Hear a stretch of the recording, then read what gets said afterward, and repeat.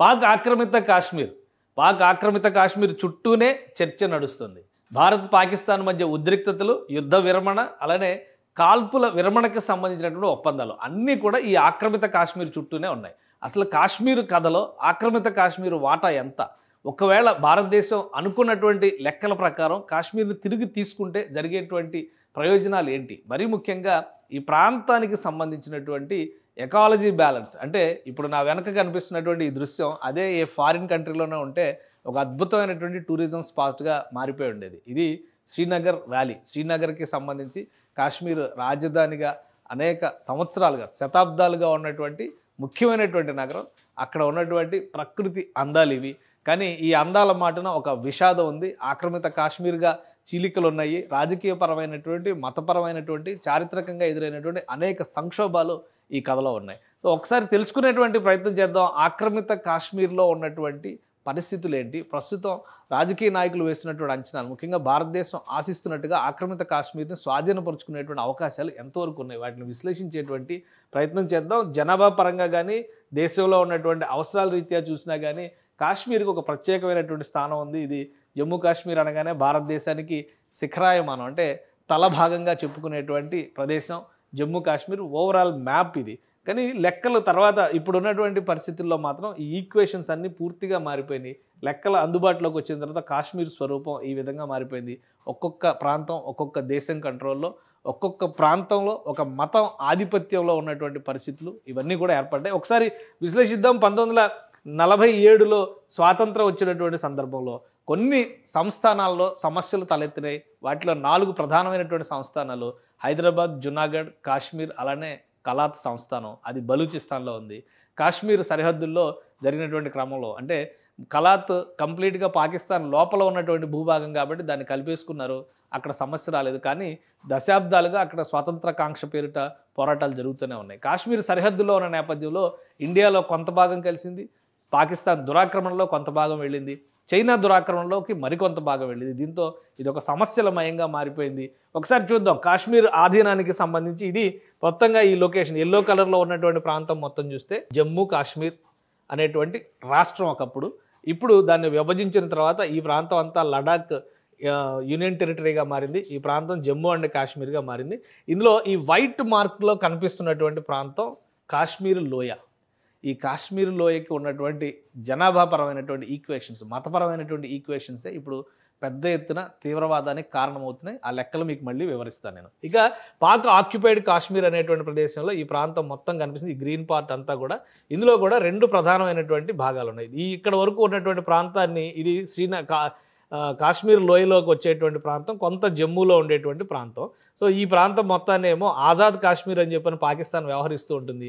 ఈ 2 ప్రాంతాలనేమో గిల్గిట్, అలానే బల్టిస్తాన్ అని ఈ 2 ప్రాంతాలని ఒక సావరిన్ ఏరియా, అంటే ఆటానమస్ ఏరియాస్గా పాకిస్తాన్ ప్రభుత్వం కూడా గుర్తిస్తుంది. ఇక్కడ ఉన్నటువంటి ఈక్వేషన్స్ ఏంటి? అలానే ఈ బ్లూ కలర్లో ఉన్నటువంటి ప్రాంతం పాకిస్తాన్ ఆక్యుపైడ్ కాశ్మీర్లోంచి చైనాకి ఇచ్చినటువంటి గిఫ్ట్ ల్యాండ్ అనమాట అది. సో దాన్ని కూడా ఒక భాగంగా మనం చూడాలి. ఇక్కడ ఈ పింక్ కలర్లో ఉన్నటువంటి ప్రాంతం 1962లో భారతదేశంతో యుద్ధం జరిగినటువంటి సందర్భంలో చైనా దురాక్రమణ చేసినటువంటి ఆక్సాయ్ చిన్ ప్రాంతం. సో ఇట్లా 3 విభాగాలుగా విభజించి కాశ్మీర్ ఉన్నటువంటి ముఖ చిత్రం ఇది, కాశ్మీర్ పరిస్థితి అది. సో దీన్ని మనం ఎందుకు పదే పాక్ ఆక్యుపైడ్ కాశ్మీర్ విషయంలో మతపరమైనటువంటి అంశం లేదా ప్లెబిసైట్, ప్రజాభిప్రాయాన్ని తీసుకోవడం ద్వారా విలీనం అనేటువంటి చర్చలు ఎందుకు వస్తున్నాయి అనేది మనం తెలుసుకోవాలంటే దానికి సంబంధించినటువంటి జనాభా ఈక్వేషన్స్ కూడా చూడాల్సినటువంటి అవసరం ఉంటుంది. అలానే ఈ భూభాగాలను కనుక ఈ ల్యాండ్ మాసెస్ సైజుల పరంగా చూస్తే ఏ ప్రాంతం ఎంత సైజులో ఉంది, ఏ ప్రాంతంలో ఏ దేశం కంట్రోల్లో ఎంత భూభాగం ఉంది అనేది కూడా ఒకసారి మనం తెలుసుకోవాల్సిన అవసరం ఉంటుంది. ఇది జమ్మూ కాశ్మీర్కి సంబంధించినటువంటి టోటల్ వైశాల్యం. అంటే జమ్మూ కాశ్మీర్ని పూర్తి రాష్ట్రంగా మనం చూసినప్పుడు 2,22,236 చదరపు కిలోమీటర్ల వైశాల్యం, మొత్తం టోటల్ 100% జమ్మూ కాశ్మీర్. అంటే భారతదేశంలో 1947లో విలీనం కావాలని భావించినటువంటి జమ్మూ కాశ్మీర్ సైజ్ ఇది. తర్వాత ఆక్రమణల పాలైనటువంటి ప్రాంతాలు, దురాక్రమణల పాలైనటువంటి ప్రాంతాలను కనుక ఈక్వేషన్స్ పరంగా చూస్తే పాకిస్తాన్ ఆక్రమించుకున్నటువంటి ప్రాంతం 78,114 చదరపు కిలోమీటర్లు, అంటే మొత్తం భూభాగంలో 35.15% మనం దీన్ని చూడాల్సి ఉంటుంది. ఇక చైనా ఆక్రమించుకున్నటువంటి ప్రాంతం 37,555 చదరపు కిలోమీటర్లు, ఇది 16.9%గా ఉంటుంది. పాకిస్తాన్ అక్రమంగా చైనాకు అప్పగించినటువంటి ప్రాంతం అది కూడా ఒక 5180 చదరపు కిలోమీటర్ల భూభాగం ఉంది. అంటే 2.33 భూభాగాన్ని చైనాకి అప్పగించింది. సో టోటల్గా ఇండియాలో ఇదంతా పోగా ఇండియాలో మిగిలి ఉన్నటువంటి ప్రాంతాన్ని చూస్తే కనుక 101,387 చదరపు కిలోమీటర్లు, కేవలం 45% మాత్రమే ఇండియా కంట్రోల్లో ఉన్నటువంటి కాశ్మీర్ ఇది. ఈ 47%లో కూడా మళ్ళీ ఈక్వేషన్స్ ఉన్నాయి. సో ఆ ఈక్వేషన్స్ ఏంటనేది కూడా మనం చూద్దాం. అంటే 100% కాశ్మీర్లో కేవలం 45% కాశ్మీర్ మాత్రమే మన దగ్గర ఉంది. మిగతా భూభాగం అంతా కూడా దురాక్రమణలో పాలైంది. పాకిస్తాన్ కంట్రోల్లో, చైనా కంట్రోల్లో ఉంది. ఈ లెక్కలను బట్టి అంటే ల్యాండ్ మాస్ ప్రకారం చూస్తే కనుక ఉన్నటువంటి ఈక్వేషన్. ఇక ఇండియాలో మిగిలి ఉన్నటువంటి ప్రాంతంలో కూడా ఒక వర్గీకరణ ఉంది. ఆ వర్గీకరణ ఒకసారి విశ్లేషిద్దాం. మొత్తంగా ఇండియాలో ఉంది 101,387 చదరపు కిలోమీటర్లు 100% కింద తీసుకుంటే దానిలో లడాక్ డివిజన్ 59,149 చదరపు కిలోమీటర్లు ఉంది. ఇది మొత్తం భూభాగంలో 58% లడాక్ డివిజనే ఉంది. అంటే మన కంట్రోల్లో ఉన్నటువంటి ప్రాంతంలో లడాక్ డివిజనే దాదాపు 60% ఉన్నటువంటి భూభాగం మన కంట్రోల్లో ఉంది. ఇక జమ్మూ డివిజన్ వచ్చేసరికి 26,321 చదరపు కిలోమీటర్లు ఉంది. దాదాపుగా ఇది 25.96%. ఈ రెండు ఈక్వేషన్స్ గుర్తుపెట్టుకోవాల్సినటువంటి అవసరం ఉంటుంది. ఎందుకంటే ఇక్కడ జనాభా లెక్కల ఈక్వేషన్స్ కూడా అక్కడ చాలా ప్రభావం చూపించేటువంటి అంశాలు అవుతాయి. ఇక కాశ్మీర్ డివిజను కేవలం 15,917 చదరపు కిలోమీటర్లు ఉంది. టోటల్ కాశ్మీర్ మన దగ్గర ఉన్నటువంటి కాశ్మీర్లో 15.7% మాత్రమే మిగిలి ఉంది. సో మొత్తంగా ఇక్కడ మతాల ప్రకారం చూస్తే కనుక కాశ్మీర్ డివిజన్ ఒక్కటి మాత్రమే మతపరంగా ముస్లిమ్స్ ప్రాబల్యం ఎక్కువగా ఉండేటువంటి ప్రాంతం అవుతుంది. మిగతా ప్రాంతాల్లో కూడా ఉంటారు, కానీ అక్కడ కొంత ఈక్వేషన్స్ ఉంటాయి. ఎప్పుడైతే కాశ్మీర్లో తీవ్రవాద సమస్య మొదలైందో ఆనాటి నుంచి అక్కడ ఉన్నటువంటి ఇతర మతాల వాళ్ళందరూ కూడా వలసపోక తప్పని పరిస్థితిని సృష్టించారు. ముఖ్యంగా కాశ్మీరీ పండితుల్ని కాశ్మీర్ నుంచి దూరం చేసేటువంటి కుట్ర జరిగింది. ఎందుకంటే ఇది డెమోగ్రఫిక్ చేంజ్ క్రమంగా చూపిస్తే కనుక మొత్తంగా ఆధిపత్యం ఉన్నటువంటి ముస్లిం వర్గాలు ఉంటే పాకిస్తాన్కి అనుకూలంగా ఓటు వేయడానికి అవకాశం ఉంటుందనేటువంటి ఒక కుట్ర ఇందులో గత దశాబ్దాలుగా జరిగింది అనేటువంటి విశ్లేషణ కనిపిస్తుంది. సో అసలు జనాభా పరంగా చూస్తే లేటెస్ట్ లెక్కలు ఏ విధంగా ఉన్నాయి కాశ్మీర్లో కానీ పాకిస్తాన్ ఆక్రమిత కాశ్మీర్లో కానీ? ఒకవేళ భారతదేశానికి పాకిస్తాన్ ఆక్రమిత కాశ్మీర్ ఇస్తే కూడా ప్రజానేకం సహకరించాల్సినటువంటి పరిస్థితి ఉంది. నిజానికి ఆ డెమోగ్రఫిక్ ఈక్వేషన్స్లో అటువంటి అవకాశాలు ఉన్నాయా లేవా అది కూడా ఒకసారి విశ్లేషించేటువంటి ప్రయత్నం చేద్దాం. మొత్తం కాశ్మీర్లతో పాటు అంటే జమ్మూ కాశ్మీర్తో పాటు అక్కడ ఉన్నటువంటి ఇతర ప్రాంతాలను కూడా మనం ఒకసారి పరిశీలించి చూస్తే కనుక ఇది టోటల్ పాపులేషన్ ఈక్వేషన్స్, ఆ ప్రాంతాల్లో ఉన్నటువంటి జనాభా లెక్కలు. ఇది people in Jammu speak Hindi, Punjabi and Dogri. Kashmiri valley people speak Kashmiri. అంటే వీళ్ళకి ఎక్స్క్లూజివ్గా కాశ్మీర్ ఎథ్నిసిటీ అనేది అక్కడ ప్రభావం చూపిస్తూ ఉంటుంది. People in the sparsely inhabited Ladakh speak Tibetan and Balti. ఇది కూడా గుర్తుపెట్టుకోవాలి. అంటే భాషాపరమైనటువంటి భేదాలు కూడా కాశ్మీర్లో ఉన్నాయి అనేది మనం అర్థం చేసుకోవడానికి. తర్వాత the population of Indian administered union territories of Jammu Kashmir and Ladakh is combined of 1,25,41,302.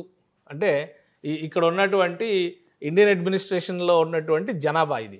So మొత్తం మన దేశ పరిధిలో ఉన్నటువంటి జమ్మూ కాశ్మీర్ జనాభా ఎంతంటే 1,25,00,000. యావరేజ్గా మనం లెక్కేసుకుని చూస్తే 1,25,00,000 జనాభా భారతదేశం కంట్రోల్లో ఉన్నటువంటి కాశ్మీర్లో ఉన్నటువంటి జనాభా. అలానే మిగతా పాకిస్తాన్ ఆధ్వర్యంలో ఉన్నటువంటి కాశ్మీర్లో పాకిస్తాన్ అడ్మినిస్ట్రేడ్ టెరిటరీ ఆఫ్ ఆజాద్ కాశ్మీర్, దానిలో ఒక 40,45,366 మంది ఉన్నారు. అలానే గిల్గిట్ బల్టిస్తాన్, ఈ రెండింటిని కూడా సపరేట్గా ట్రీట్ చేస్తుంది కాబట్టి పాకిస్తాన్ గిల్గిట్ బల్టిస్తాన్లో, ఎందుకంటే ఆ రెండింటిని కూడా కలిపితే మళ్ళీ కొత్త సమస్యలు వచ్చేటువంటి ప్రమాదం ఉందని, బలూచిస్తాన్లా కొత్త సమస్య ఎదురవుతుందనేటువంటి ఉద్దేశంతోనే కాశ్మీర్ అక్కడ పాకిస్తాన్ ఆక్రమిత కాశ్మీర్లో 2 విభాగాలు చేసుకుంది పాకిస్తాన్. సో గిల్గిట్ బల్టిస్తాన్లో ఉన్నటువంటి లెక్కలు చూస్తే కనుక 14,92,924 మంది అక్కడ ప్రజానేకం ఉన్నారు. అంటే ఇది ఇక్కడ 14 లక్షల మంది ఉన్నారు, ఇక్కడ ఒక 40 లక్షల మంది ఉన్నారు.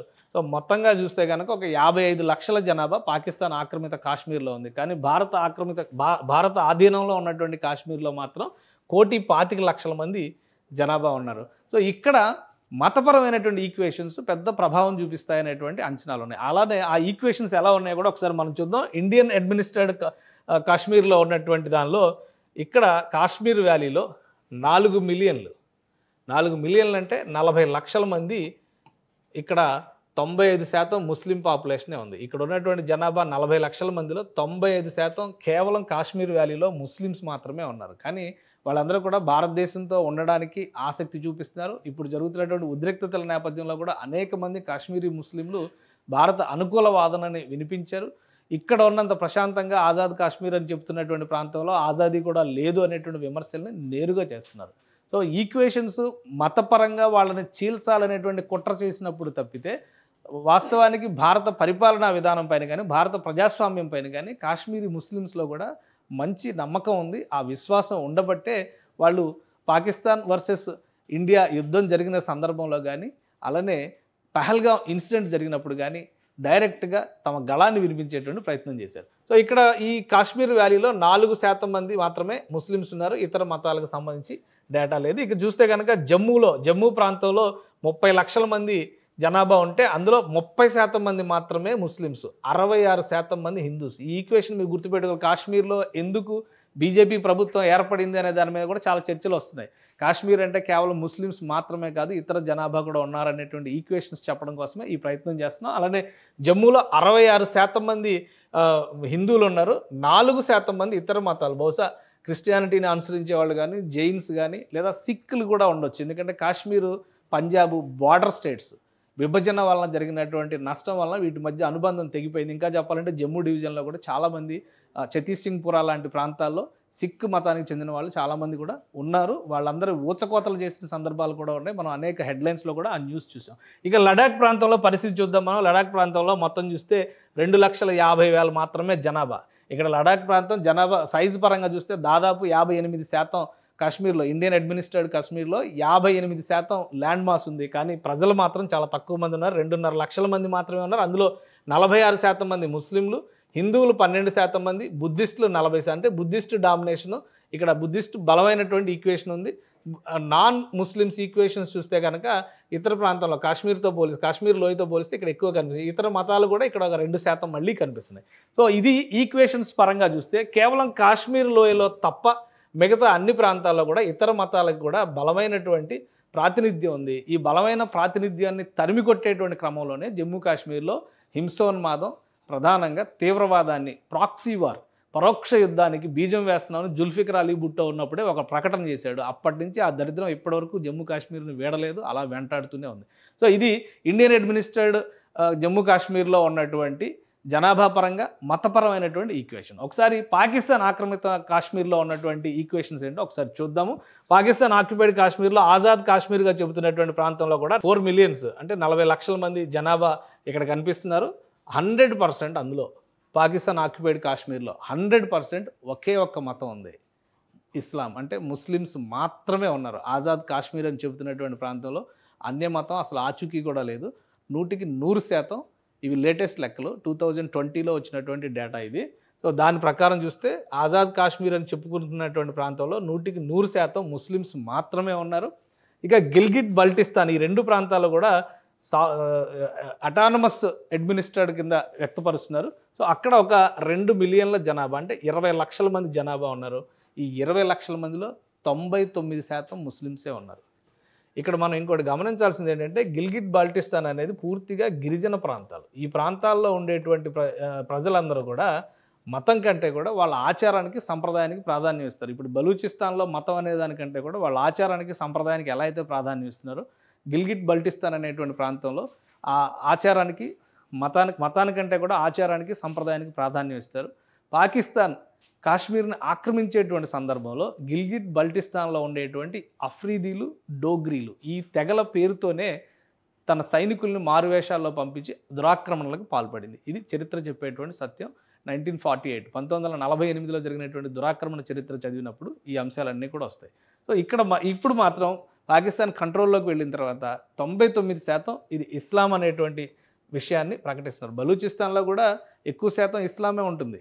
కానీ వారికి ఉన్నటువంటి ప్రత్యేకతను వారు ఎప్పుడైతే అణగదొక్కుతున్నారో ఆత్మగౌరవ పోరాటం చేస్తున్నారు. కాబట్టి గిల్గిట్ బల్టిస్తాన్లో అలాంటి సమస్య రాకుండా ఉండేందుకు వారిని అదుపు చేయడం కష్టమవుతుందనేటువంటి ఆలోచనతోనే ఇక్కడ స్వతంత్రత అంటే ఒక విధంగా అటానమస్ అనేటువంటి స్వయం ప్రతిపత్తి అనేటువంటి తాయిలాన్ని పాకిస్తాన్ ప్రభుత్వం ఇచ్చింది. సో ఈ లెక్కల పరంగా చూసినప్పుడు ఇక్కడ ఈక్వేషన్స్ మనకు క్లియర్గా అర్థమవుతుంది. ఇక చైనా ఆధ్వర్యంలో ఉన్నటువంటి ఆక్సాయ్ చిన్ అంటే అక్షయ్ చిహ్నం అని చెప్పని ఇండియన్స్ చెప్తున్నారు. అది ఆక్సాయ్ చిన్ అని వాళ్ళు చెప్తున్నారు. ట్రాన్స్ కారకోరం అంటే కారకోరం రేంజెస్లో ఉన్నటువంటి 5,000 చదరపు కిలోమీటర్ల భూమిని కూడా పాకిస్తాన్ గిఫ్ట్గా చైనాకి ఇచ్చింది. ఆ ప్రాంతానికి సంబంధించినటువంటి డేటా ఎవరికీ అవైలబుల్ లేదు. చైనాకి సంబంధించినటువంటి సమాచారం అంతా కూడా సీక్రెట్ లాకర్లోనే ఉంటాయి కాబట్టి దానికి సంబంధించిన డేటా లేదు. సో దాని పక్కన పెట్టి చూస్తే మొత్తం ఈ ఈక్వేషన్స్లో భారతదేశానికి సంబంధించినటువంటి కాశ్మీర్లో ఉన్నటువంటి ప్రజాస్వామ్యయుతమైనటువంటి పందా కానీ, స్వేచ్ఛ కానీ, మతపరమైనటువంటి స్వేచ్ఛ కానీ ఇవన్నిటికీ సంబంధించి ఒక క్లారిటీ ఉంటుంది. కాశ్మీర్కి సంబంధించి ఆక్రమిత కాశ్మీర్ ఏదైతే పాకిస్తాన్ ఆక్రమించిందో ఆ కాశ్మీర్కి సంబంధించి మాత్రం ఒకే ఒక్క వాదం వినిపించేటువంటి పరిస్థితి ఉంది. అది డెమోక్రాటిక్ స్పిరిటా లేదా కేవలం రిలీజియస్ ఆస్పెక్ట్లో జరిగినటువంటి పరిణామమా, దీన్ని తేల్చాలంటే కనుక చాలా సమయం పట్టింది. ఎందుకంటే పాకిస్తాన్ ఇప్పుడు నడుస్తున్నటువంటి విధానంలోనే లోపం ఉందనేటువంటి విమర్శలు వస్తున్నాయి.